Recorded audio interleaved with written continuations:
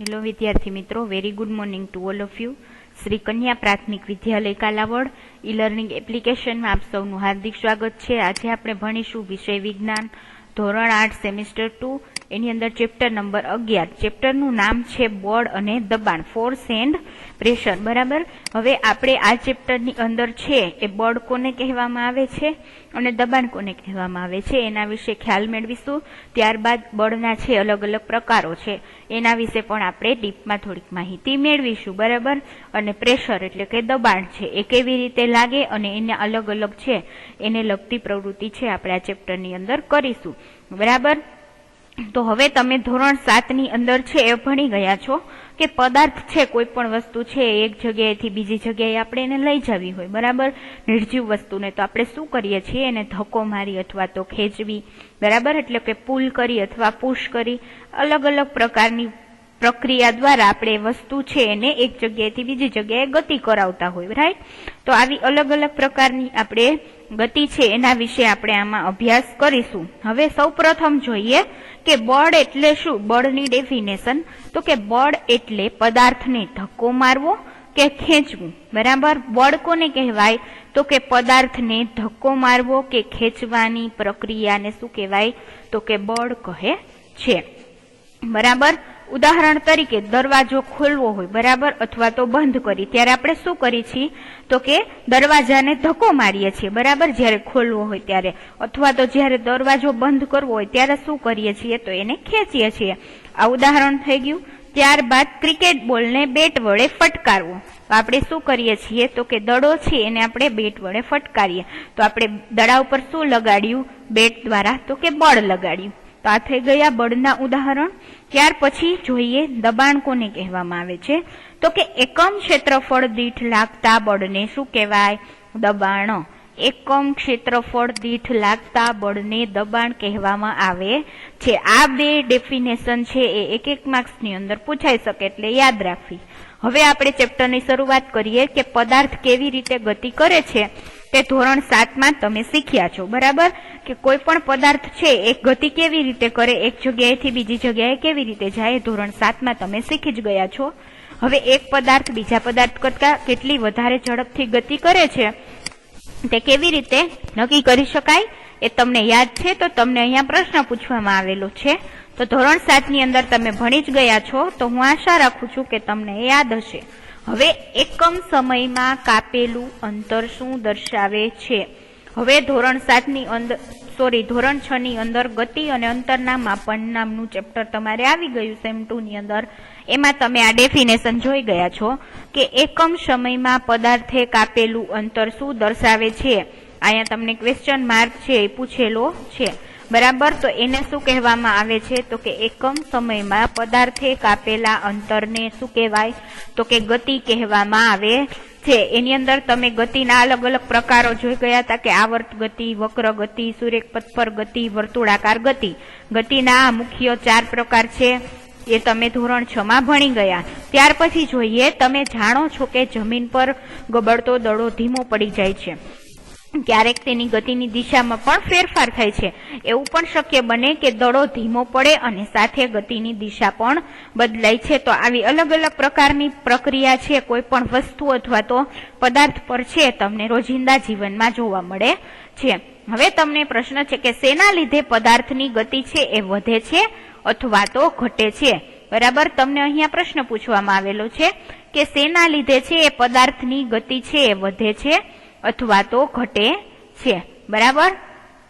તો કે એના ઉપર લાગતા બળના લીધે. બરાબર. એની ઉપર કેટલું તમે બળ લગાડો છો એના દ્વારા શું ઉત્પન્ન થશે તો કે દબાણ ઉત્પન્ન થશે. અને કેટલું દબાણ છે એના આધારે એના ઉપર શું લાગશે તો કે બળ લાગશે. અને એ પ્રમાણે એ છે એ ગતિ એની દિશા બદલશે અથવા તો એનો ગતિની અંદર વધારો અથવા તો ઘટાડો થશે. બરાબર. હવે એવું પણ શક્ય બને કે દડો છે એ ધીમો પડે અને સાથે એની ગતિની પણ દિશા બદલાય. હવે શેના લીધે પદાર્થની ગતિ વધે છે કે ઘટે છે અથવા તો તેની ગતિની દિશા બદલે છે તે અંગે તમને ક્યારે આશ્ચર્ય થયું છે. તો વિદ્યાર્થી મિત્રો આ ચેપ્ટરમાં આપણે આવા અવનવા પ્રશ્નોના જવાબ છે એ મેળવીશું. તો ચાલો આપણે રોજબરોજના થોડા અનુભવોને યાદ કરીએ. બરાબર. આપણે રોજિંદા જીવનની અંદર ઘણા બધા અનુભવો છે એ મેળવતા હોઈએ છીએ, એમાંથી આપણે અમુક પ્રકારના અનુભવોને અહીંયા આપણે જોશું.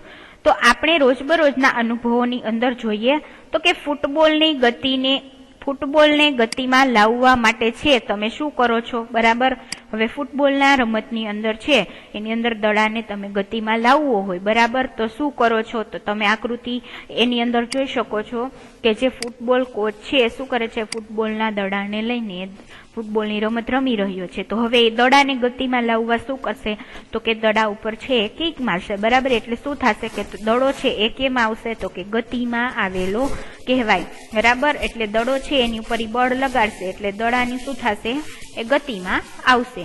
હવે ગતિમાન દડાને છે એ વધારે ઝડપથી ગતિ કરાવવા માટે તમે શું કરો છો. તમને બીજો પણ પ્રશ્ન પૂછેલો છે કે ગતિમાન દડાને વધારે ઝડપથી ગતિ કરાવવા માટે તમે શું કરો છો, બરાબર. તો કે ગતિમાન જે દડો હોય એને વધારે ઝડપથી ગતિ કરાવીએ તો આપણે શું કરીએ, તો કે ફરીથી આપણે એના ઉપર પ્રેશર આપીએ એટલે શું થશે, એની ગતિમાં વધારો થશે. હવે ગોલકીપર દડાને કઈ રીતે અટકાવે છે, હોકીનો ખેલાડી હોકી વડે ગતિ કરતા દડાને હળવા ફટકાથી ગતિની દિશા બદલે છે, બરાબર. હવે આકૃતિ બી ની અંદર તમે જોઈ શકો છો કે જે ગોલકીપર છે, બરાબર, એ ગોલકીપર શું કરે તો કે હોકી વડે દડાને છે અટકાવે અથવા તો એના ઉપર પ્રેશર કરે એટલે શું થાય, તો કે દડો છે એની ગતિની અંદર ફેરફાર થાય છે, જે તમે આકૃતિ બી ની અંદર અહીંયા જોઈ શકો છો. આકૃતિ 11 એની અંદર તમને ગોલ બચાવતો ગોલકીપર છે બતાવવામાં આવેલો છે. આકૃતિ બી ની અંદર બોલ પર પ્રહાર કરતો હોકીનો ખેલાડી બતાવવામાં આવેલો છે. ત્યાર પછી તમને ત્રીજું એક ઉદાહરણ છે એ આપેલું છે કે બેટ્સમેન દ્વારા ફટકારેલા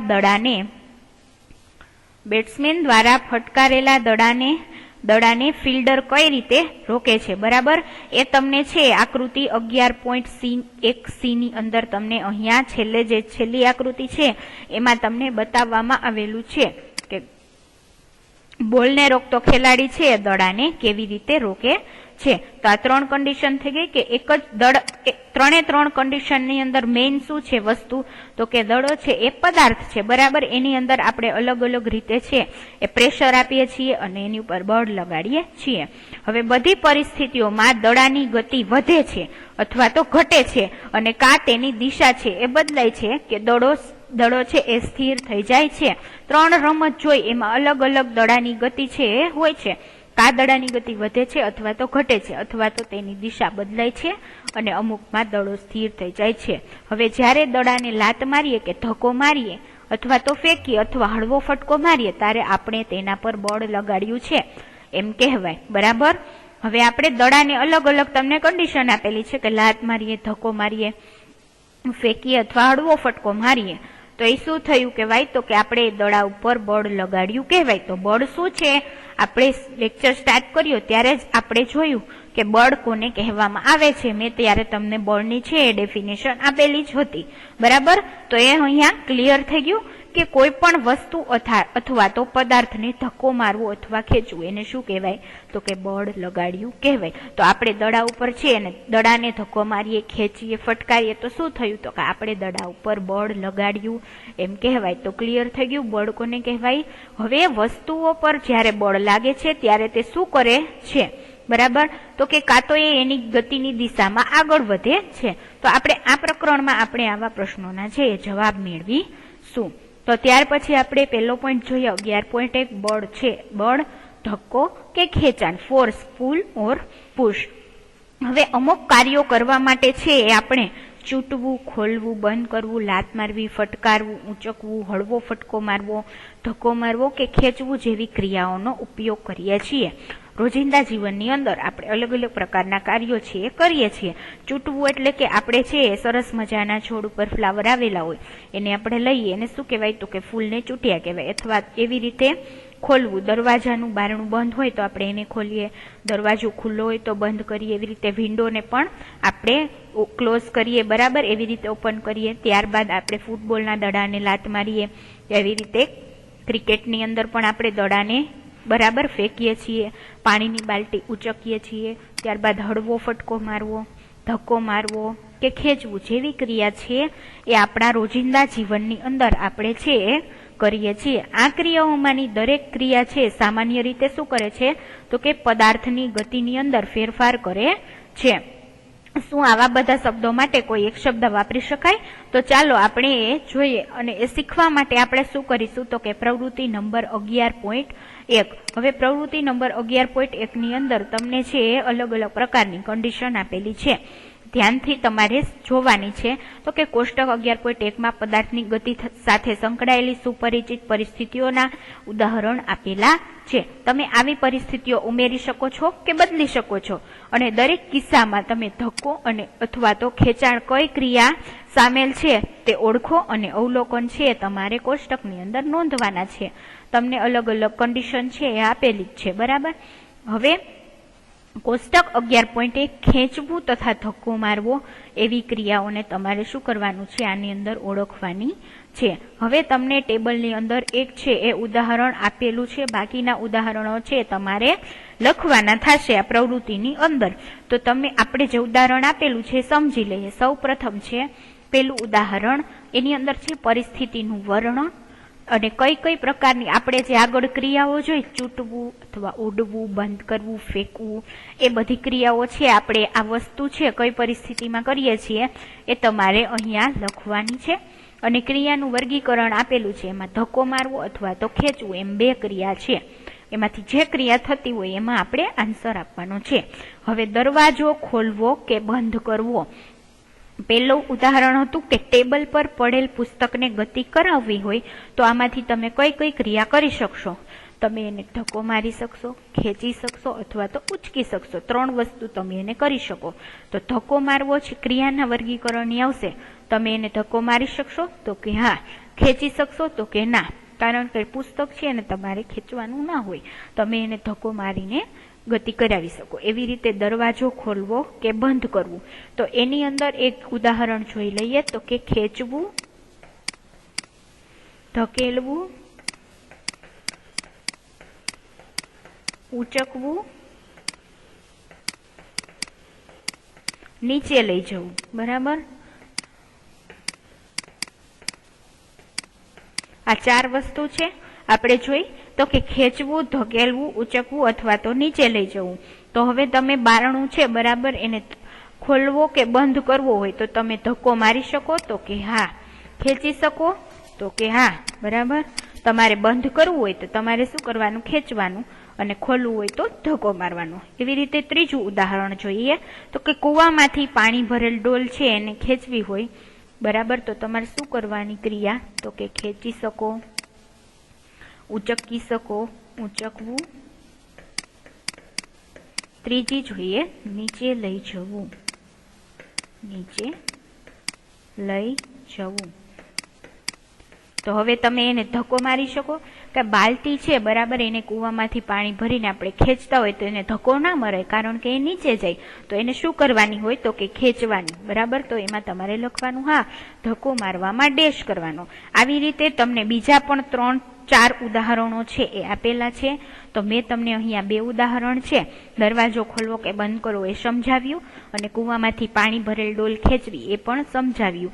અને પેલું ઉદાહરણ તો તમને પાઠ્યપુસ્તકની અંદર આપેલું છે, બાકીના ઉદાહરણ છે એ તમારે પ્રવૃત્તિની અંદર છે એ કરવાના જ છે, જે એકદમ સરળ છે, બરાબર। તો આ પ્રવૃત્તિ તમારે કમ્પ્લીટ કરવાની છે। હવે તમે નોંધ્યું કે ઉપરની દરેક ક્રિયામાં ધક્કો મારવો કે ખેંચવું એ બંનેમાં વહેંચી શકાય છે। અમુક ક્રિયાની અંદર આપણે શું કરીએ છીએ તો કે ધક્કો મારીએ છીએ, જ્યારે અમુક ક્રિયાની અંદર આપણે ખેંચી શકીએ છીએ, બરાબર।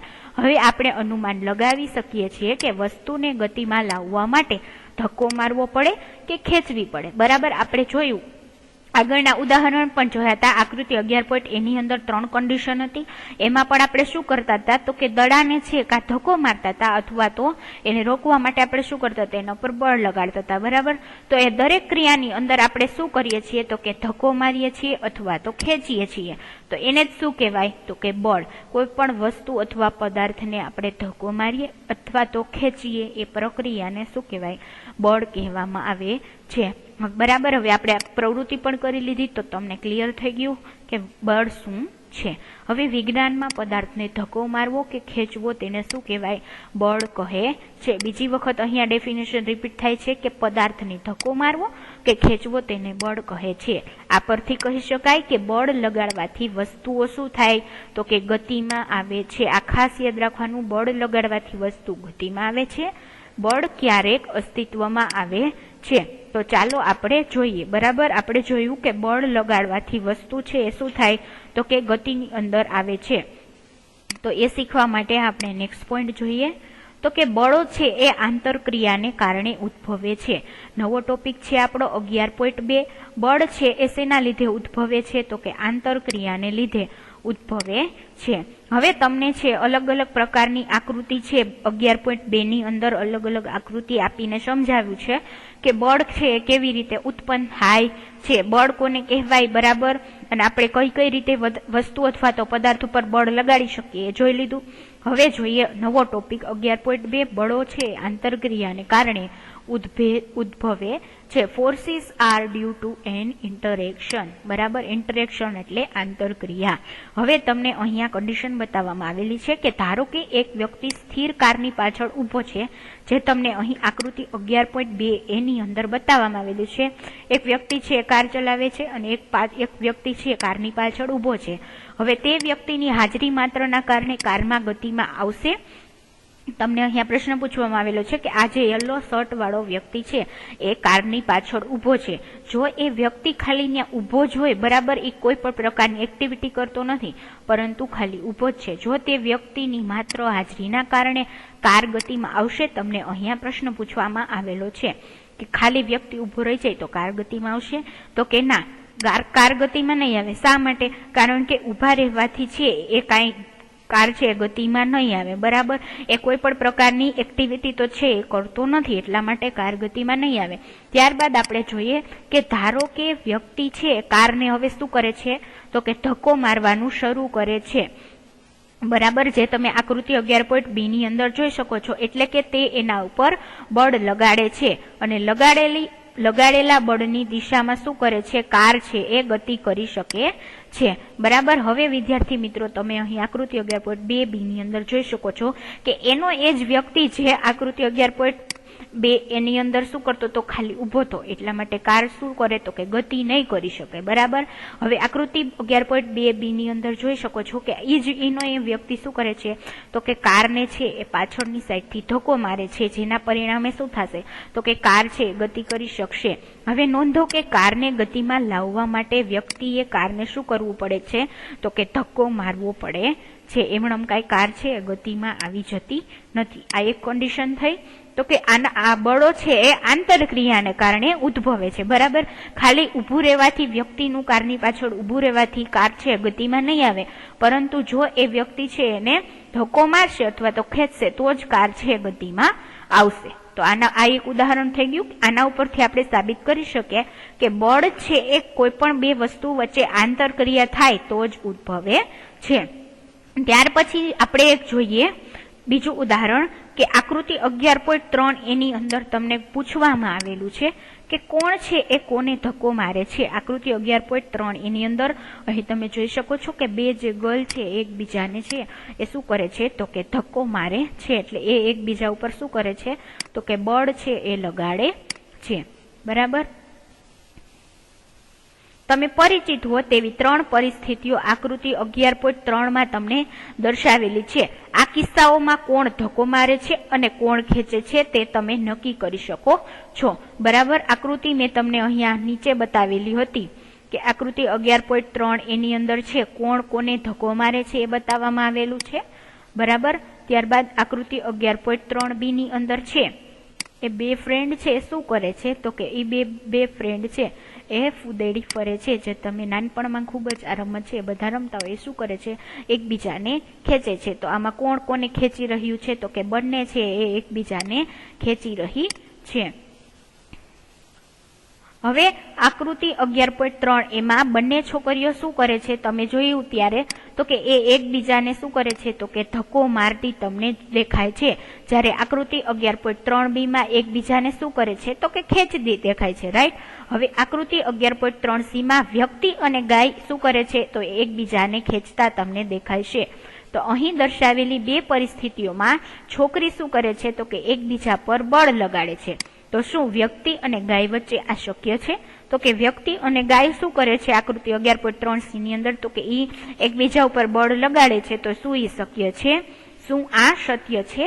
તો આ ઉદાહરણ પરથી આપણે અનુમાન લગાવી શકીએ કે બળ લગાવવા માટે ઓછામાં ઓછા બે પદાર્થો વચ્ચે આંતરક્રિયા થવી જ જોઈએ, નહીતર બળ છે એ લાગતું જ નથી, બરાબર। આપણે ઉદાહરણ આગળ જ જોયું હતું કે કોઈ વ્યક્તિ છે ફોર વ્હીલ પાછળ ઉભો છે તો એનાથી શું ફોર વ્હીલ છે એ ગતિમાં આવશે તો કે નહીં, જો એને પાછળથી એ ધક્કો મારશે એટલે વ્યક્તિ અને કાર વચ્ચે શું થશે?